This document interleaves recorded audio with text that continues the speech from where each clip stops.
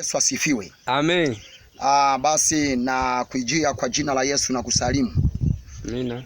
Basi nataka tukiendea kipindi cha neno la Kristo kwa ajili ya dunia nzima na ulimwengu mzima. Lakini nataka nizungumuze kwa habari ya Yesu Kristo, habari za Injili, kwa habari ya dunia ya sehemu ya leo ilipofikia. Habari za dunia mahali ilipofikia, nataka nijue leo kupambanua dunia nzima na ipate kujua dunia iko sehemu gani. Nataka tuangalie neno la Kristo linaposema katika kitabu cha Wafilipi, kitabu cha sura ya 3:17. Lakini nitasoma mstari wa 13. Biblia ya 19 inasema hivi: mwisho wao uharibifu, Mungu wao ni Mungu wa matumbo. Uharibifu wao katika fedhea zao, waaminiao mambo ya dunia, kwa maana sisi wenyeji wetu huko mbinguni. Basi tutaenda kuangalia katika kitabu kingine, kitabu cha Wagalatia sura ya 1 mstari wa 16. Inasema, tutaangalia kitabu cha Galatia sura ya 1 mstari wa 7. Wala wengine, lakini wapo watu wanaotabisha na kutaka wengi wageuze injili ya Kristo. Lakini ijapokuwa au malaika wa mbinguni atawahubiri nanyi injili yoyote isiyokuwa tulioihubiri, na raniwe, kama tulivyotangulia kusema. Na sasa twasema, mtu yoyote akihubiri injili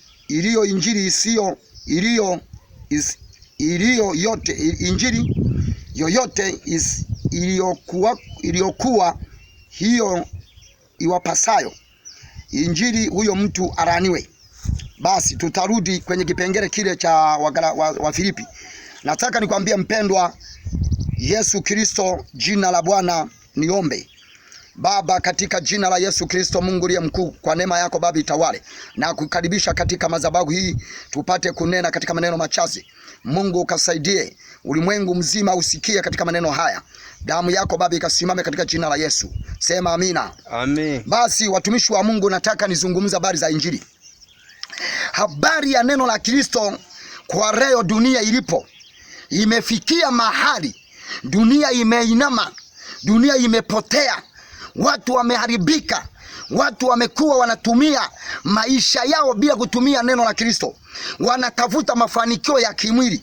Tukiangalia katika Biblia imesema Wafilipi wako mungu wa dunia aliyeitwa Mungu wa matumbo.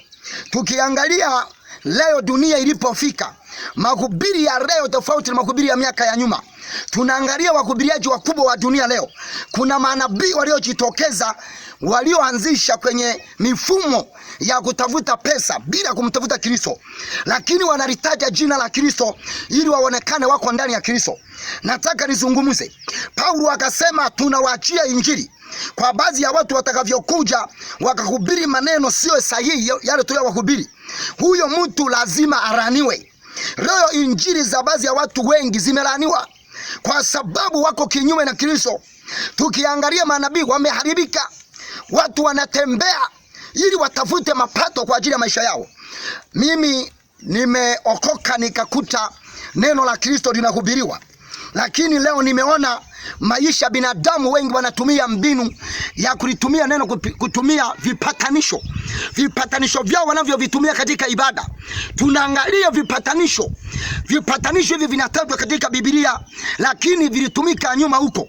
Tuliangalia vipatanisho vya mafuta walitumia manabii waliokuwa walengo kwa ajili ya ufalme na wengine kwa ajili ya unabii.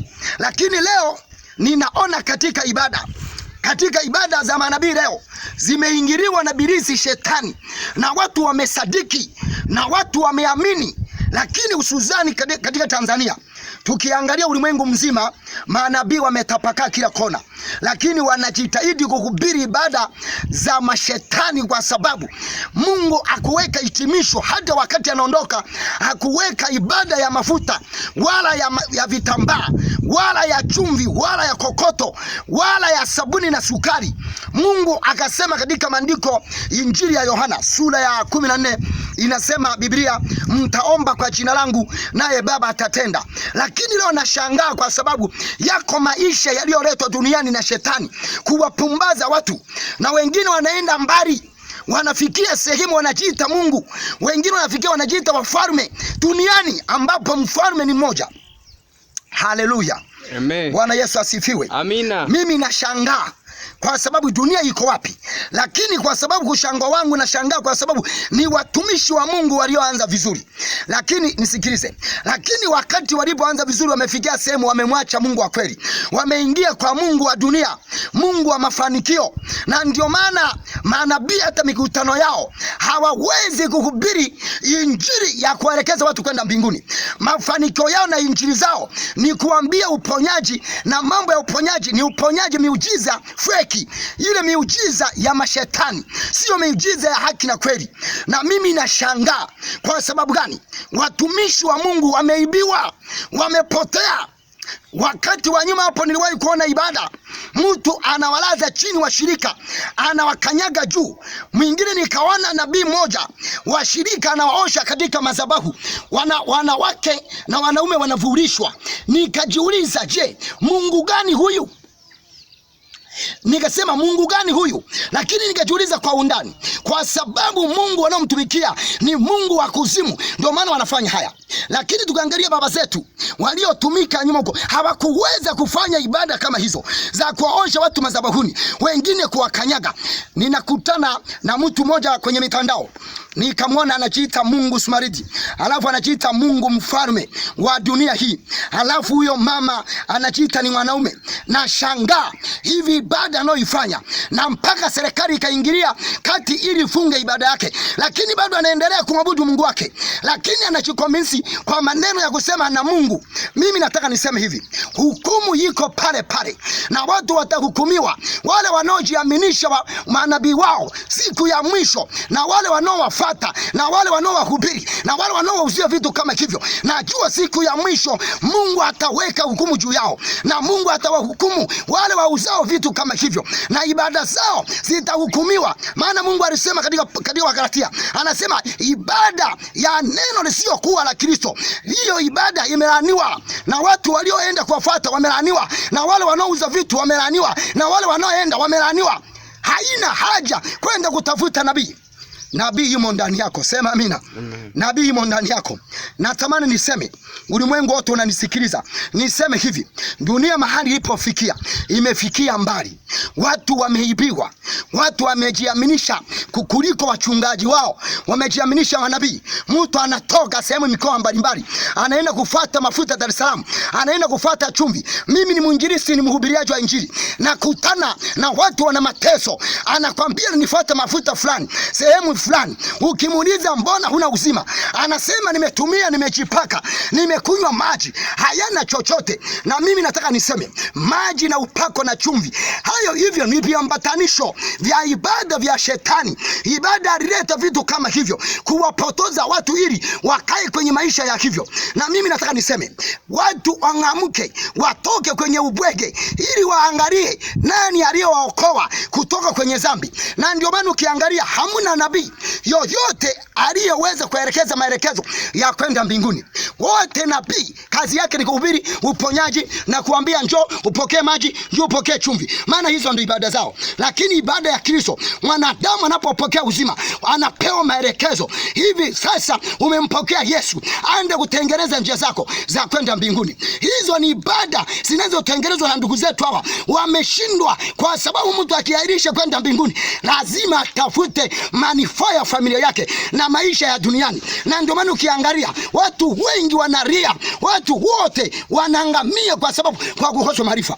Biblia inasema katika Hosea inasema hivi, watu wangu waangamia kwa kukosa maarifa, kwa sababu wameibiwa akili zao wanaamua kuwafuata manabii.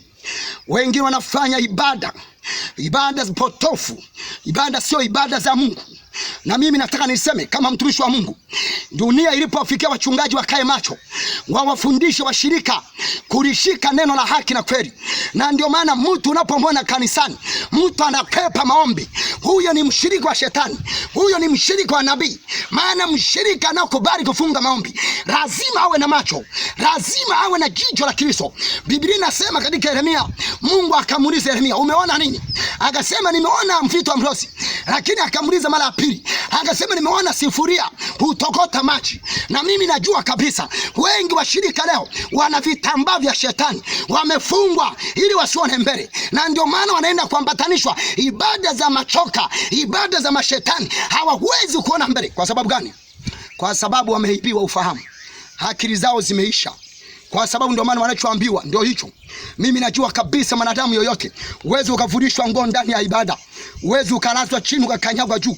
Najua kabisa mama mmoja akiwa anatabika kwa ajili ya maisha ya kumtafuta Yesu, alienda akajiingiza kwa manabii, akapewa maji na mafuta na kila kitu. Lakini tulipokutana naye akanieleza hizo habari za mafuta, hakuweza kupokea. Zalitengeneza madhabahu mafuta ndani ya tumbo lake. Tulimsaidia mkoa wa Mara, sehemu inapoitwa Nyandewa. Yule bwana alifunguliwa yule mama, lakini nikampa usia, mtafute Mungu aliyemfuta, Mungu aliye hai, Mungu wa kweli, sio Mungu wa mafuta, sio Mungu wa manabii. Mungu wa manabii leo hayupo. Leo yuko Mungu wa makuhani waliomwamini Kristo, waliokubali kutumika kama ilivyo. Na mimi naomba dunia nzima, naishia hapo, nataka nikamalizie.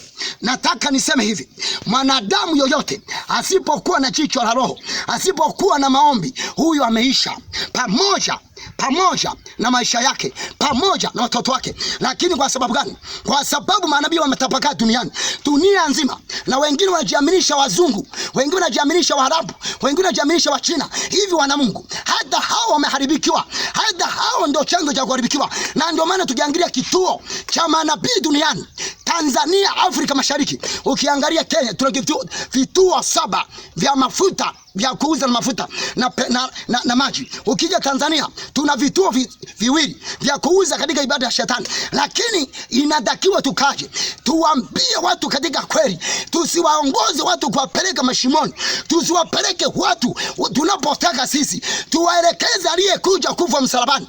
Akasema kila mwanadamu lazima aione mbingu. Na mimi natamani dunia, mmenisikia, na ulimwengu wote, natamani kila mtu angamke kwa wakati kama huu, ajue makosa. Hivi ni wapi nilipoanguka? Ni wapi nilipomwacha Mungu wangu? Maana Mungu yeye ninaye inawezekana sio Mungu wa kweli. Mungu ambatanishi na vitu vya ajabu.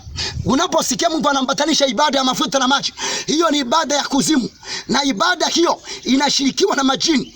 Huwezi ukapenya, na unawezekana ukawa huna tiketi. Maana Mungu ambatanishi na tuambatanisho vyote. Neno la Yesu linajipendua, lenyewe limejitenga, litasimamia katika kweli. Na neno la Mungu linasema, neno la Mungu ni moto urao.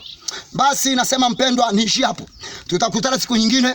Mimi nataka nikwambie tu, hebu angalia, uinue macho yako, ujue hali ya leo wa Mungu wa dunia, Mungu wa matumbo wamejaa, na wengine wanatafuta ili kuvuna vitu vya dunia ili wapate kujenga manyumba na magari, kwa sababu hana shida ya kukuelekeza kwenda mbinguni. Na ndio maana wanajua wako tayari wao kwenda, na wewe uko tayari kuingiako, kwa sababu maisha yao yako hivyo. Mungu wa mbinguni akubariki. Basi nasema ulimwengu mzima mpate kujua wa manabii walio duniani leo ni feki, sio nabii walioitwa. Mungu aliyowaita manabii wa zamani aliwaweka kuwa chini ya makuhani. Hamuna nabii aliyekuwa na kanisa. Leo manabii wana makanisa makubwa, wengine wanajiingiza papa wanajiita Mungu. Ni wakati ni wanawake. Dunia inakuja na imevunjika, atakuja ikunje yeye aliyesema atachukua watu wake, na kila mtu atapewa malipo ya duniani aliyoyataka mwenyewe. Mungu awabariki. Amen. Amen.